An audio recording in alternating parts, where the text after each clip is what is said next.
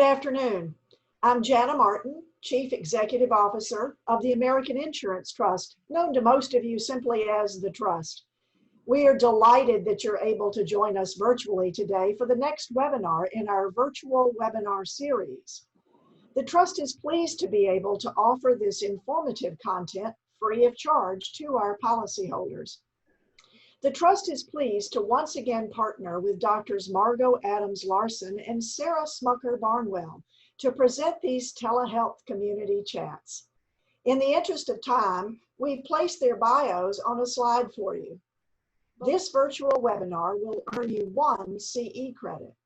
This can be combined with 5 other Trust continuing education credits to save up to 15% on your Trust-sponsored professional liability insurance policy.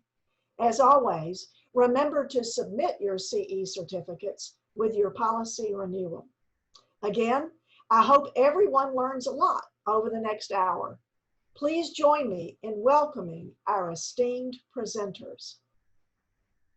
Thanks so much, Jana. It's a delight to be here. And this is one of my favorite times of, well, probably my 2 weeks, because we do this every couple of weeks. But Sarah, I'm glad to be back on with you. I'm delighted to be here with you, Margot, and I'm thankful to the Trust and thankful to everyone for joining us today. Awesome. So a couple disclosures that we always talk about and always start with. Sarah, did you want to go through these or do you want me to talk? Sure. Well, we are in our hearts telehealth evangelists in many ways. So I think we like to be somewhat transparent on that. We are folks who in our professional lives are involved in work related to telehealth technologies. And so a potential conflict of interest could emerge, especially as each of us offers telehealth training professionally. And additionally, we just really believe in the modality. And so I don't know that it's a conflict of interest per se, but I will say it certainly is a certain vantage point that we come with, that we really believe in this technology and its ability to bring good quality healthcare access during a period of time where public health and safety are really at the forefront of many of our concerns and considerations. And I think as we're all learning or living, maybe more so, is the Murphy's Law of technology that either if you're using it or talking about it, it is likely to fail you more. So we just go with the flow and deal with it as we go. So with that, we'll reintroduce folks who have been on before and introduce the new folks to kind of what our telehealth community chat is. Absolutely. This is a chat that happens every other week. And generally, this is a discussion of practical how-to information. So the nuts and bolts, the nitty-gritty of your telehealth practice. We have a website that you'll see at the bottom there, telehealth community at trustinsurance.com. And we welcome folks to submit questions in advance if there's a question you'd like us to try to get to during that week's telehealth community chat. Additionally, you'll see we have the option to put questions in the Q&A box. Toward the end of the hour, we will answer some of those questions. However, as Dr. Martin said, we may not be able to get every single one, but we'll do our best. There will be a copy of the slides that we use today that are available afterward. We have an agenda that is pretty sparse. We'll go over some of the themes we're going to speak about today, but then, it's just Margot and I are going to chat about it and kind of hold forth a bit on these topics. And then, as I say, get down to some of the questions that they might inspire in you as you participate in this. Well, I'm glad you mentioned the agenda slide. We've really shortened it to a single slide, and based on some feedback, we're going to stop sharing the slides so that folks, especially on the on-demand, can actually see a lot more of the conversation. So one of the things we're starting with today is really just some clarifications and repetitions of information, and describing a little bit more in terms of what the flow is. We're really, our goal for these is some standalone continuing education products. So a lot of times folks are new to the chat and they're asking questions that we may have already covered in a previous chat. And so we'll kind of reference back to that. On the in our CE login, where you can see the past chats, we're going to give you some key topics that were covered during each of those chats. So if you're looking for a particular topic, you can more easily find it for your reference. And the idea here is to really clarify a lot of what's going on, not have a ton of repetition, but we also recognize there's a lot changing, especially with the changes in regulations. So sometimes the questions that you ask this week might actually have different answers next week because the laws have changed. So we'll try and be alert and present some of those major things as they come out, just as we've done throughout this whole kind of scenario as it's played out. I think some of the things that I wanted to mention just also in terms of clarification are that there's also, for those that really are starting to see the value of telehealth and the ability to provide services in that manner, but haven't been doing so yet, the version of the telehealth series that we did, what was it, like 5 years ago? Yes.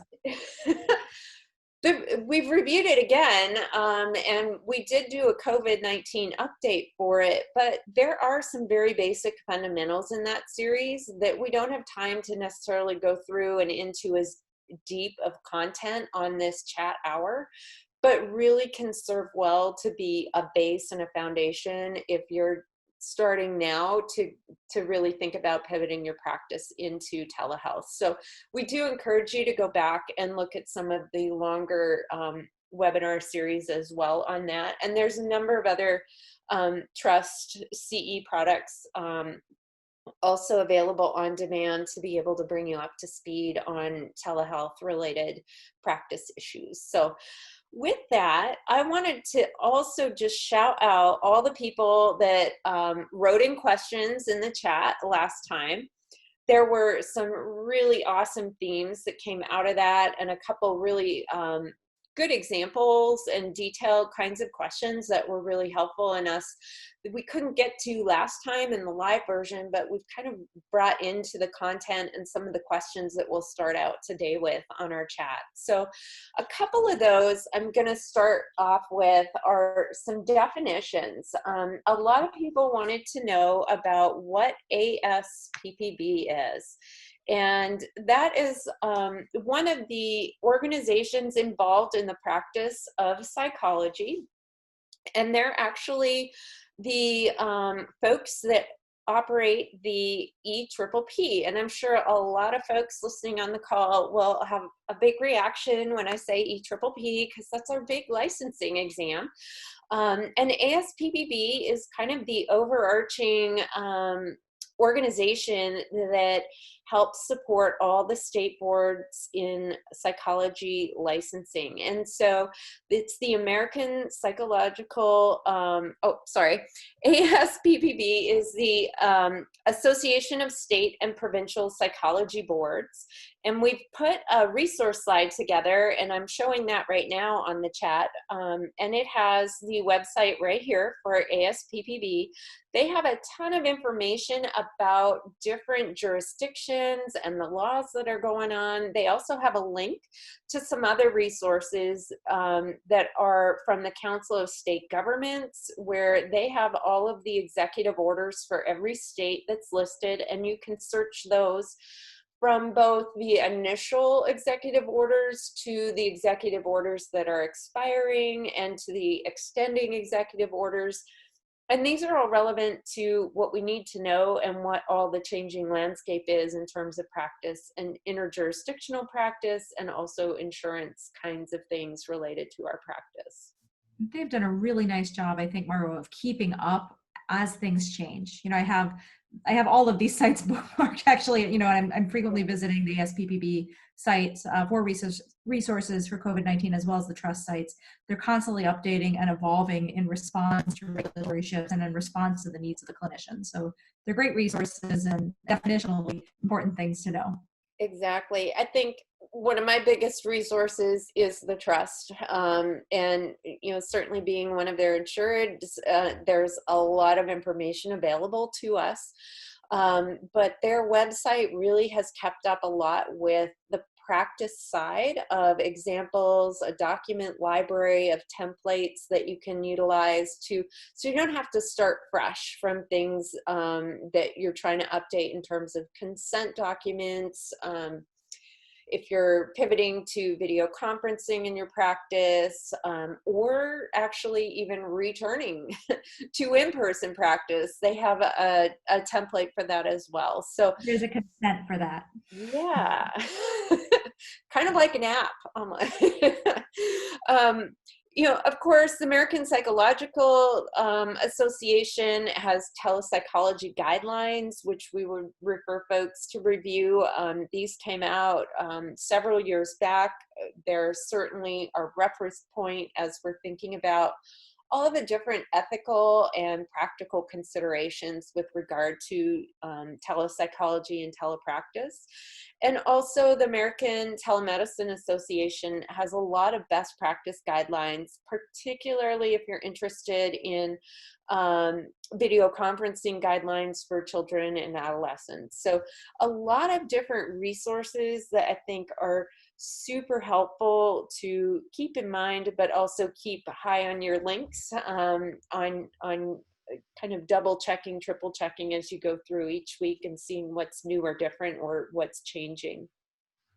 Margo, one of the pieces of feedback we got this week was about our slides and seeing us. Yes, So I'm glad you mentioned that. I want to check in. Is there anything else on this resource slide before we move forward that we should be sure to touch on?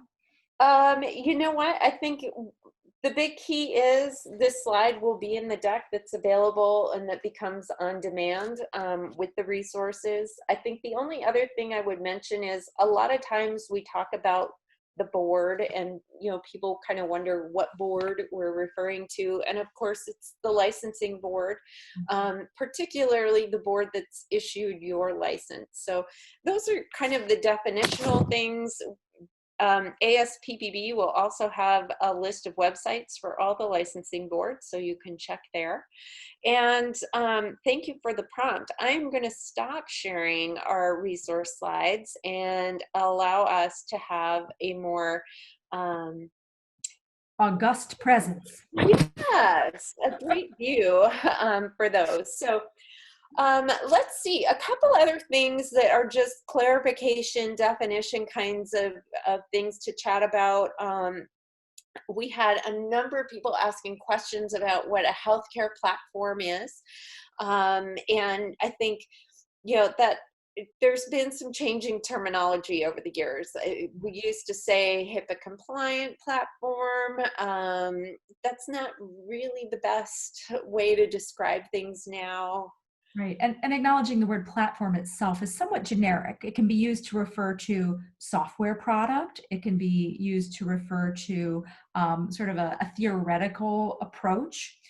So I think that, generally speaking, the word platform is used generically often to describe either electronic medical records, video conferencing software products, secure messaging products, or some combination of the three. I really appreciate that clarification. And I think the very next question is, well, why do we need that? Which, of course, we can't talk enough about why we need that. But oftentimes you can find many of those products that have a HIPAA compliant version, but maybe it's free if it's not HIPAA compliant or it's not a BAA. So maybe we should talk just a little bit more about that and help folks kind of understand what those distinctions and the functions are for that. Sure. And I would encourage anyone who wants to go on a deep dive. As Margo said, we're always threading the needle between trying to address themes that folks bring up without being too repetitious for folks who've been with us, throughout the other chat. So I'll refer folks back because we've actually spoken about video platforms, I think, at length on the first chat as well as the second chat to a certain extent. And it's also in our COVID-19 telepsychology update video. That being said, generally speaking, although we have had this recent regulatory shift in which we are permitted to use non-public facing video conferencing products, your Skype, your FaceTime, your Zoom, that is now permitted during the time of coronavirus. However, it is still going to be my recommendation, I believe Margot's recommendation, and the recommendation of our risk managers, when you are able to go ahead and use a product that is designed for healthcare, a product that will give you a business associates agreement to tell you that they will be a partner in observing the rules regarding HIPAA.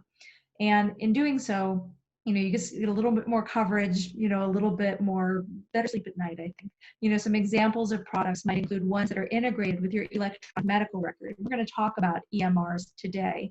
But, there are standalone products as well. Doxy.me is a free video conferencing product that many people are electing to use. There's a HIPAA compliant version of Zoom, which I really like, a little on the pricey side, but it's great. There's VC, there's VidYO, there's securetelehealth.org, many great options. But really at the end of the day, what I would always encourage folks to look for is that business associates agreement, because that above and beyond is going to tell you that that's a product that is designed for you and what you're going to do with it. And it's not just that they offer a BAA, but that you actually have a signed agreement with them. Because that really is the piece of the puzzle that protects how you're using that platform with your patients. And Zoom is a great example. If you don't have the BAA signed, your video conferencing may actually go into a pile to be reviewed to see the quality of how the video conference turned out. And that's sure not how you want it to be, even though the whole platform could potentially be HIPAA compliant. But unless you have that signed agreement, you don't have that protection and you don't have that functionality to fall back on. So just because folks say they offer it, you want to make sure that you actually have a copy of that signed somehow available to you. You bring up a great point. Typically, the product will fundamentally be the same, often with a few notable features that are disabled, things like cloud recording of your sessions, things like certain types of web-enabled chat functions, and things like Q&A testing, as you say, may be conducted differently.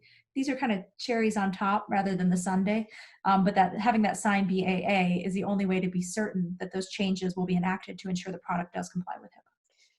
Well, Mark, this reminds me of an email we got this week. I was going to say it might be a great segue. This reminds me, we got a great question this week. I thought it was super interesting.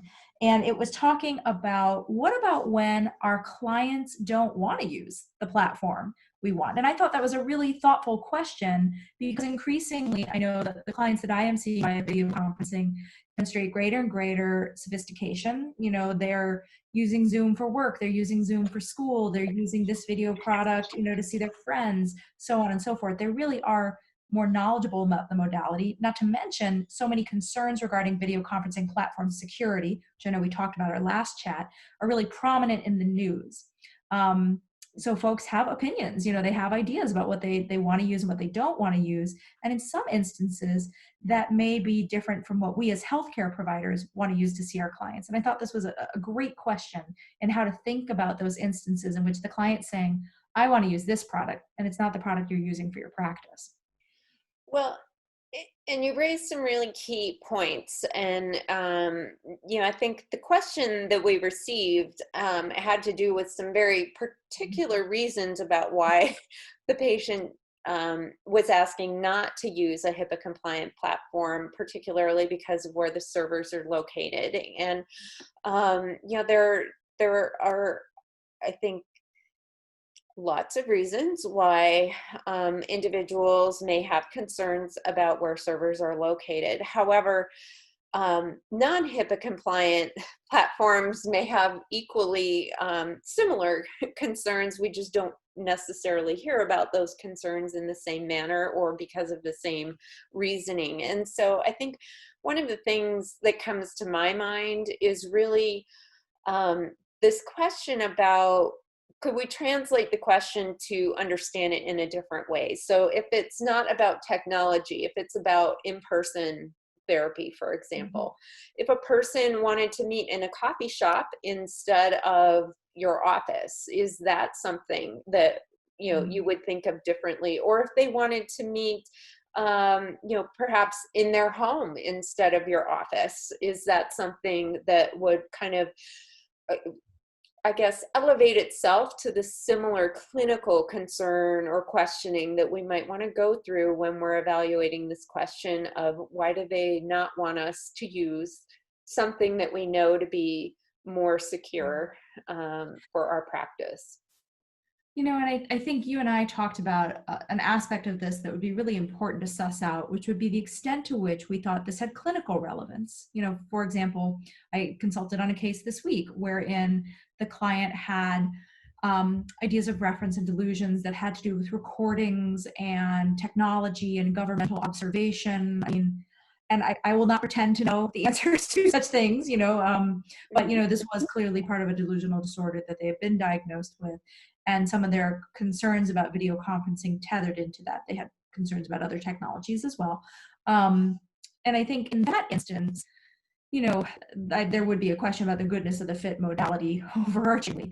If we're speaking to the specific question would be the appropriateness of the particular video conferencing product, I would be a little less inclined to negotiate because it would probably be my belief that any, you know, modality would likely to exacerbate it. But also I think you and I might differ here. This is something we talked about over the last week.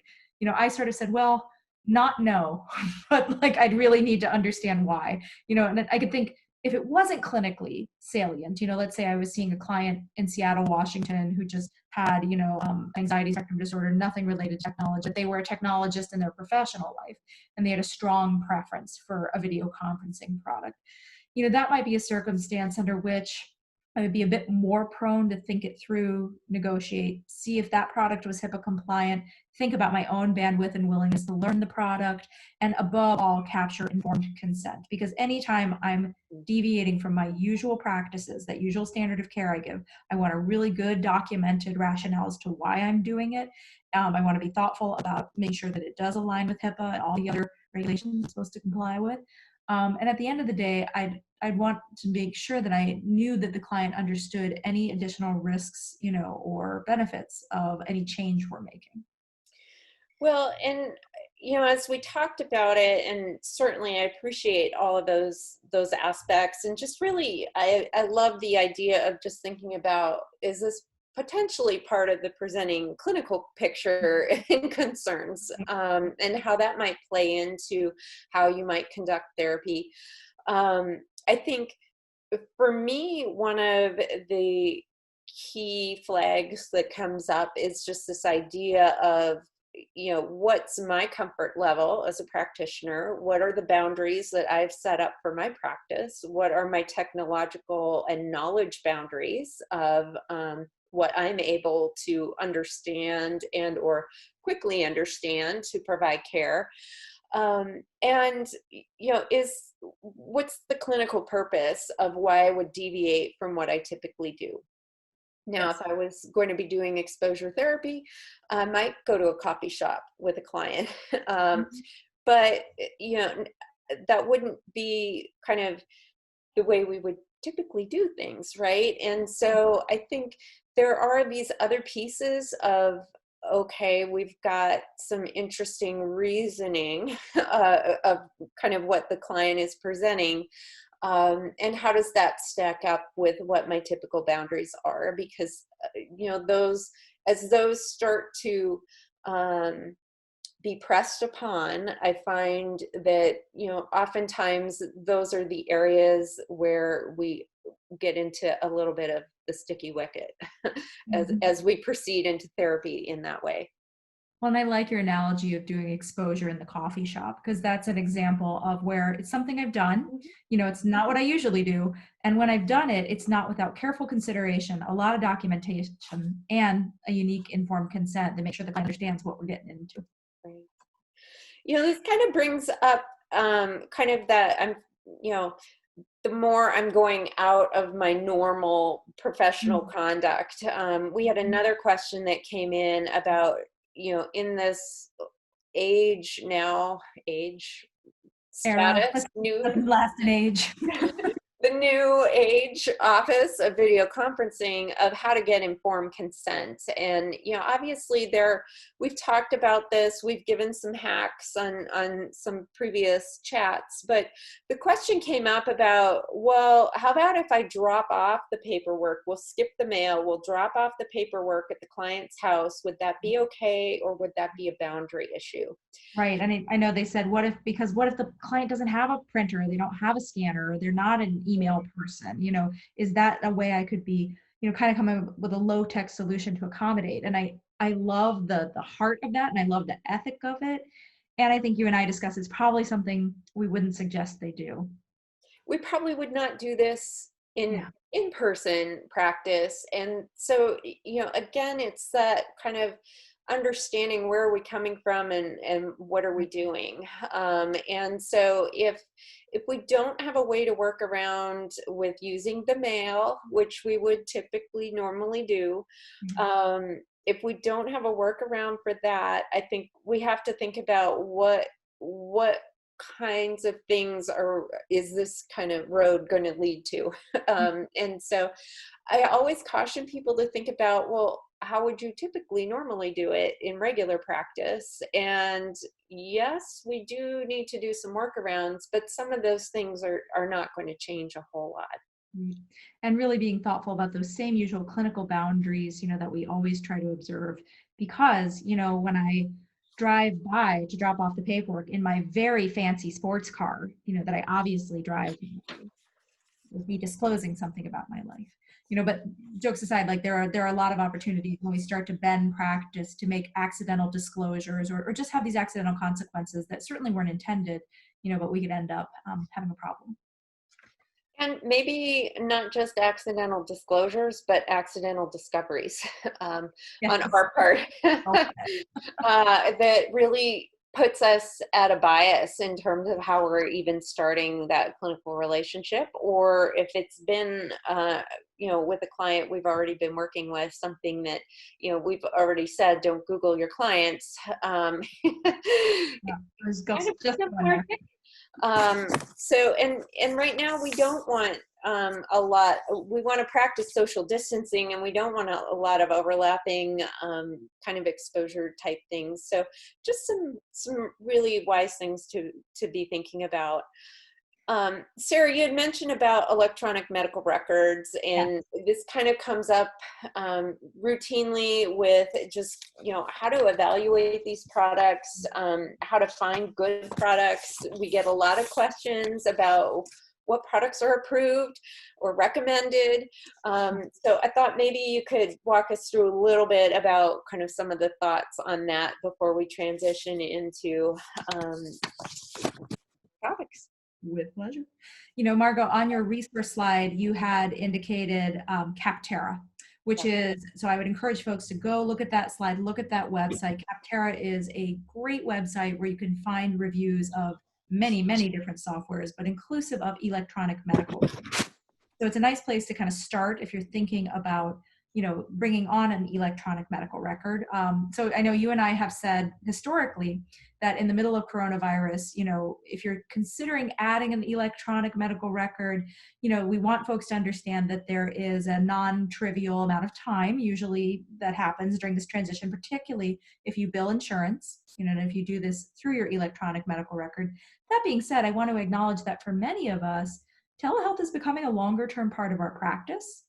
Some of us might have thought initially, well, I'm just going to use it a few weeks, a few months. And I know now some folks are saying, boy, I think this is going to be in my practice for a meaningful amount of time. Mm-hmm. And if that's the case, we wanted to help folks choose a good product, because the scales may start to tip to where it is indeed worth their time and their energy to really contemplate what products they want. So, you and I did some brainstorming and thought through, which products we would want to use.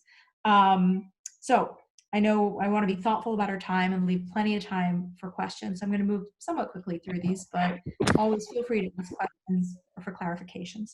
It parallels in many ways our video conferencing product recommendations in that, we're looking for folks that are really thoughtful about the population that you serve. So there are many, many electronic medical records, but there's a subset of the products that really focus on mental health providers. And I always encourage folks, go with one of the mental health provider products. Ask your colleagues, what they use and how they like it. I like a product that has documentation format and templates. The product I use actually has a partnership with a treatment planner company. So I actually have integrated treatment planners available as part of my templated documents, and I find that very handy.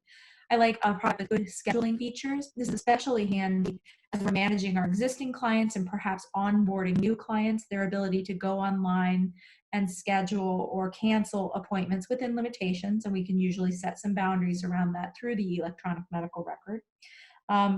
Record EMRs that have assessment options as well as intake documentation, especially if we're onboarding those new clients, making a nice streamlined process.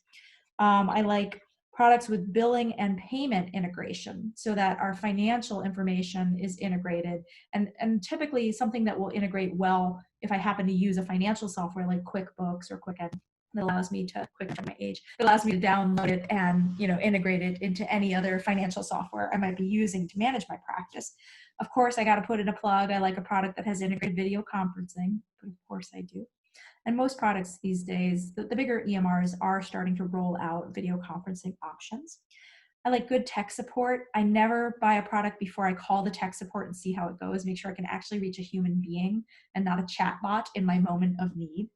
Many of these EMR companies have great training videos, and I always like to take a look at what products do they already have available to train me and help me think through what product I'm going to buy. I like to have integrated things like secure messaging. So a way that the client, instead of emailing, because email does have so many security concerns, we can do it, if we need to do it. And there are more secure ways to do email. But if it's integrated into the EMR and encrypted, great. It's already part of the medical record. I think that's a really nice, clean way to manage remote communication with our clients, especially nice if we can exchange documentation that way, like homework or assessment measures we want the client to complete. I like something that has a mobile application because, although I never am going to stand out in public, in the grocery store checking my EMR, I might go on vacation and not want to bring, all my equipment with me. Things that have integrated appointment reminders for our clients. Oftentimes there'll be text reminders or email reminders. Some even have IVR voice reminders, where a robot calls your client and tells them it's time for therapy. And increasingly I'm seeing these products roll out features that are really oriented towards third parties, so the parents of children, collateral reporters in therapy, or third-party payers if someone else is paying the bill for the therapy, that are offering them limited access so that they could go in and pay a bill, receive a super bill, something like that, but without releasing PHI or any sort of content. And that, of course, varies by jurisdiction, so it will be important to make sure that you should be enabling these features within your jurisdiction. That was my quick overview, but there's a million things to think about. And things on paper do seem a lot simpler than when we translate them into an electronic medical record, but I couldn't echo enough. Make sure if you do have a practice that includes kids that you're really evaluating the electronic medical record for parent and child access, and that the teenagers especially have a way to maybe have that communication with you that their parents don't see. And some of those processes are easier than others. So thank you.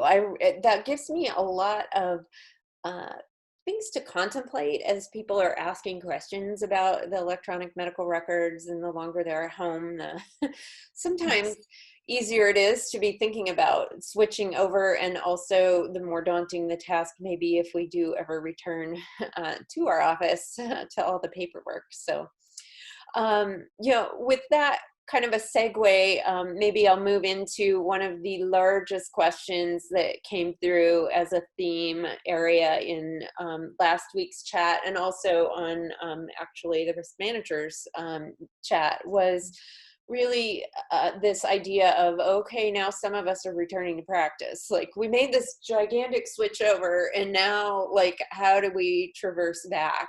And I think one of my favorite questions was, when is the government going to let us go back into the office? And of course, I meant to grab a crystal ball, but it's such interesting time to see how different states are rolling out different levels of requirements and different approaches to all of this, that it really was kind of a fast-paced shift to everybody being at home, and now it's kind of a helter-skelter patchwork quilt of what's going on to get back to the office. And I think none of us really have a good idea, but we do have ideas about how you can make this be a bit more successful. Yes, and I really would encourage folks, I know you and I have talked about this, Margot, to approach this with a lot of self-compassion. You know, it's okay to not know how you're going to be using telehealth, 6 months from now, a year from now, 2 years from now. This has all been very rapidly developing. I think as you say, Margot, the guidance regarding what we are to do and in what timeline varies greatly by our jurisdictions. I know in Washington, where I live, mental health workers are essential workers. Some folks have been practicing in person the entire time. Some folks have been mixing telehealth in, some folks have been exclusively telehealth. And I think, especially as we figure out what happens with all these executive orders that have been made, permitting use of certain technology, promising, parity for reimbursement, and even in some cases, relaxing some of the interjurisdictional boundaries, although we'll say it again and again and again, always practice just within your jurisdiction unless you have a really specific reason not to. But that being said, I think the reality is we just might not know, what telehealth in the future looks like for us. And I think especially as our practices are moving on to a more mature place, in terms of serving clients during coronavirus, I just really want to encourage folks to have some self-compassion and hold that lightly, and not need to know everything at this moment. And, I would just echo that we can't know right at the moment exactly what's going on, but this is helping us really review our documentation and our consent forms and our consents for returning to in-person care in a whole new light, meaning that we don't know when the restrictions will lift, but we can say, here's how things might look, here's what we might be doing, and it might change at the drop of a hat again. And so, here's how we would give you notice about that. And here's what some of the plans would be if we need to shift back. And so thinking about your documentation, it's a great time to review all of it if you haven't already. But also thinking about it with this kind of flexibility kind of idea in mind, that the government the requirements that they've lifted are likely to return at some point, and we need to have a plan for that, and it would be ideal to have that plan sooner than later. It kind of relatedly is, if you are in the office and you're trying to follow public health and social distancing guidelines that maybe your jurisdiction has set out, folks are asking, what about providing services with masks? Like, is that even okay? And of course, people have been doing this in hospitals for years and years and years. There are different things to build rapport, and we're all exploring that. And like you said, using some kind of self-compassion, talking about that and communicating about it transparently, really, I think makes the case for folks to actually have a better rapport built in understanding that we're all human in managing and traversing this path with COVID. Yeah. I think, you raise many good points, and I think it's going to be a hybrid model for many, for the foreseeable future, that, especially as we've read these great recommendations by the trust and we've had from APA about returning to in-person care, things like wearing masks, things like potentially checking symptoms, things like social distance in the office. I took a tape measure to my office over the weekend. I think that we're going to have to figure out how to negotiate this. And I do want to put one plug in. I know one question we've received is, do I still need an office? Will I ever need an office again? It was a question that came through. And I think it's a really valid one. I tend to be in the camp, and I wonder where you are, Margot, that physical space, physical office is a good thing. I think of the assessment for the appropriateness of telehealth as something that is ongoing. Right now my needle is moved far one way because of what's going on in the world and with public health. It is my hope, that things go back to normal in some timeline here, and that assessment's going to change. And I think I like having the option of a physical space to bring a client into. I like to do initial intakes in person. I do, as we've talked about in prior sessions, we absolutely can do them via telehealth. It's a great way to do it. It's also, a personal preference, and it's something I like to have in-person space for. I like to respond to emergencies. I like to have the option. Again, do we need it? Is it strictly speaking absolutely necessary? I don't think so, but I will say that I do like the idea of having that option in our practice. So that's a personal way I like to practice. So I like to mention that aloud. Again, you could not do it, but I wonder what you think. I think it changes the landscape of your practice. Folks that, and there are plenty of folks that practice entirely online and have been doing so for quite some time, long before COVID, but their practice is a different landscape to a general practice. And a great example and a good segue to our topic I do want us to get to today, because we've had a ton of questions on assessment. Yes. Most assessment, it has not been validated for online. And this is one of the areas I think probably hit the hardest in terms of what to do in COVID, because there are just simply, some things you cannot assess online by nature of, they require materials that are standardized materials that even if you mail them to your patient for someone else to manipulate in their environment for them, that would be, not a great idea, and not necessarily supportive of the validity of the measure to Right. do so. And so we have some really big sticking points in the assessment world. And I think we've had a lot of experience last week. If anyone knows a teenager who was taking the College Board AP test, these are the bright folks of our next generation, right? They experience some really challenging scenarios with, of course, the technology. So I guess I wonder what your thoughts are, Sarah, for the assessment folks among It is us. so hard. I mean, this is, I thought the risk management roundtable covered this nicely as well. I mean, this is just a hard area right now. As you say, the security issue is so prominent. We're even talking about technology failures, and, we're not even talking about things like secondary gain, or other potential Which are huge, you have to consider. right. So, but the reliability and validity of these measures, have not been tested in a video conferencing environment. And honestly, I don't know what the impacts of me reading a PHQ to someone has on their answers versus having them complete it, in person. But I have to think something. And I think for me, since we can't see behind the camera, and we don't always know what impact this modality is going to have on the assessment, we have to go back and ask some questions about the fundamentals of why we're doing this. What is the assessment question to begin with? Can it be delayed? So for example, I think we talked about, I believe Eric Harris had a great example of if you were doing an educational assessment for a child, and the question he asked was, well, would this be something that needed to be done right now to inform the child's academic, choices for the coming year? Or is this something that may not even be entirely salient because the child's not in an actual physical classroom right now? So too with forensic evaluations. Many of the courts are closed, and so the question I would have would be, does doing this right now, aid the client, or is this something that's not going to tolerate, another attorney looking through it and picking apart the fact that this was administered in a non-standard way? So I think we have to return to the referring question and sort of ask ourselves why, ask, can it be delayed? And I know many people are using abbreviated batteries. They're looking for those measures that can be observed. They're looking for those measures that can be adapted.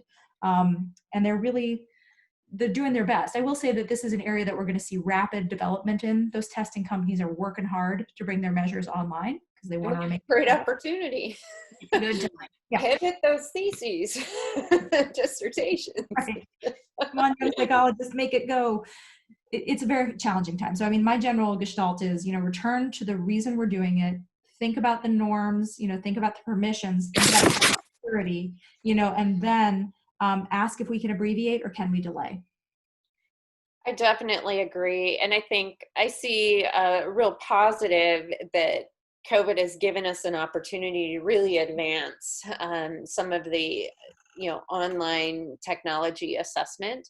But this is something that's being evaluated everywhere from high schools to, the testing lab, because, we really are struggling with some of those hands-on type activities that we typically utilize. And I think there's nothing wrong with falling back to our good old clinical interview and getting really good at getting back to that practice at the moment. Not to say that we won't pivot forward again, but we definitely want to make sure that we're keeping all of those aspects of validity and security in line. We don't know, who's recording.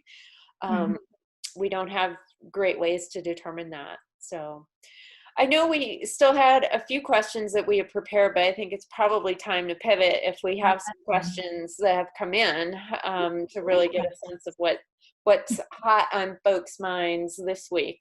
We have great questions that have come in.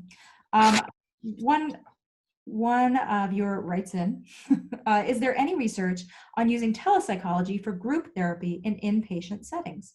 Do you have any suggestions as the ways to do it? Yes, there is. Yes to all. I would point to, there's great research coming out of group milieu telehealth out of the VA. Leslie Moreland and her group at the Centers for Excellence on PTSD have done some lovely research. Maggie McIntosh done some lovely research. I think they had done both outpatient groups focused on anger management in the Hawaiian Islands VAs, as well as some inpatient groups, if I recall correctly. Generally speaking, and I've participated myself in some inpatient groups, and it can be formatted different ways. I have seen it done wherein I am a provider who is going into a room, with clients seated there because there was no provider local to that area who had the specialty that perhaps I did. And in that case, there was a technician or someone there available to help, should there be a technical concern or should a client have something that needed to be dealt with in person. I have participated in groups where we just wanted a bigger critical mass of clients. So we had multiple clients from multiple locations and a co-facilitator in each location joined together. I'll also mention I've done groups into people's homes, where there are multiple people participating, and in the Brady Bunch and other video conferencing, we have the practitioner and the clients. So there's different ways to do this. It is doable. I think a big question that you want to ask yourself is how you want the client-facing endpoint to be configured. And what I mean by that is, do you want everybody bunched up around one screen? Can you get a really wide angle camera lens that can take in a big room to facilitate the call? Do you want people calling in from multiple points? I'll say, there's pluses and minuses to both. I really do like getting everybody on one screen because you just see the little things. You see the little side eye that somebody gives somebody, you see the little side conversation, the small interaction that I think gets lost, when everybody's on their own device. But it's a good question.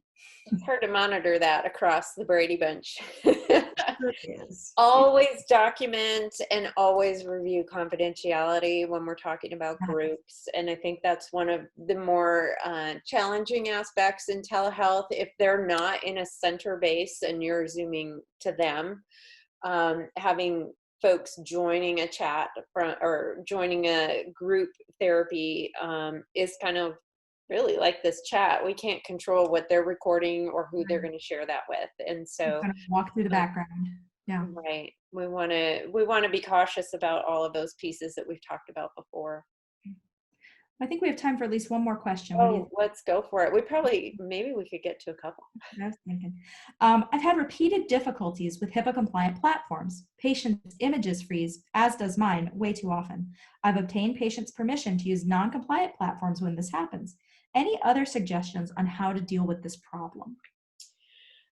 Yes. So I would start with, before you even start the video session, always have a backup form of how you're going to continue, or a plan of how you're going to continue. And double check to see if you start in a video platform, if the insurance, if there is a third party provider, will cover if you end up on a telephone call, because that might be less frustrating for everybody and simpler. It may be that you do end up switching to something at the moment that isn't HIPAA compliant, but recall that those things could change at any point. And so that's not the best plan from my perspective. One of the things I would recommend is trying to figure out what what the supporting technologies are behind your product. So what level of Wi-Fi are you running? Is it at a high time? Are you using, a Zoom healthcare platform at 1 o'clock in any time zone? Because for sure the 1 o'clock time is a really bad time. If you start your session at 1:15, it might be better. It's same if your client is in a large apartment building, or there just can be such drains on the bandwidth for the Wi-Fi and the technology. So that might be one way to resolve some of those things as well. Absolutely. And I want to validate also, I mean, they can do things like that. Like they can always, mute the lines. They can hop on the phone to reduce the bandwidth demand of the call if they want to stay on that HIPAA compliant platform. I also absolutely want to validate the fact that a lot of these HIPAA compliant platforms never had this much traffic before. And even though when you look on their websites, they'll say, oh no, it's not our product, it's definitely a bandwidth issue. I got to tell you, I've had it happen where I jump off one platform and I jump on another, and the other one works great. I'm not an adequate technologist to definitely diagnose what was going on, but I like this writer would be suspicious. I mean, I think you bring up the most important part, Margot, which whatever you do, have a plan beforehand. What you don't want to do is in the middle of the session say, oh, we're going to skip to Zoom and I'll get that consent from you later. That's the type of thing I'd want signed in advance so that I could pivot in real time. Absolutely. Yeah. What a great question. A really good question. This is another really good one. Does it matter if you use a patient Zoom account versus the therapist Zoom account? Some patients want to use their account because they say it's easier. They're already logged in all day and they're at work. Thoughts? I think this is a huge question. Yeah, and I totally get why. I mean, they are all day, on it, and it would be seamless for them. Yeah. But for various reasons, you want to use yours. Again, I'm making the assumption that either the therapist has HIPAA compliant Zoom, or they've made the decision and they've signed the contract with them that they're going to use this other platform, and they've agreed on the risks and benefits. I think that we're going to be in a circumstance potentially where content could be viewed by the employer. So a lot of times employers will have they will have permissions set up so that they can see what people are texting about, emailing about, writing about, so forth. And so I think that using using your own product will prevent that sort of corporate oversight from happening in your calls. You've raised a question we actually haven't talked about previously, and that is, the device that you're on and how you're getting email, and, saving some of those documents from therapy. If it's not your home device as a patient, your work may have access to all of that. And so those are things you would want your patients to really be aware of, what device they're using, in addition to using the invitation from your professional software, whether it's Zoom or the whatever your EMR is. I think a few things that I would also add to that, Sarah, are the owner of the meeting if you want to call it that, or the inviter of the meeting, is the one that sets the settings for the meeting. And so that allows whether or not people can change their names on Zoom, or whether they can record. If you're using Simple Practice, it's a little bit different because it's much more simple. No pun intended, but there are only a few buttons for that one. But you really, the person who opens that meeting or opens that appointment is really the one who controls the settings for it. And I think overall that's something you really want to be aware of. That said, anyone can still record if they have a technology device. So.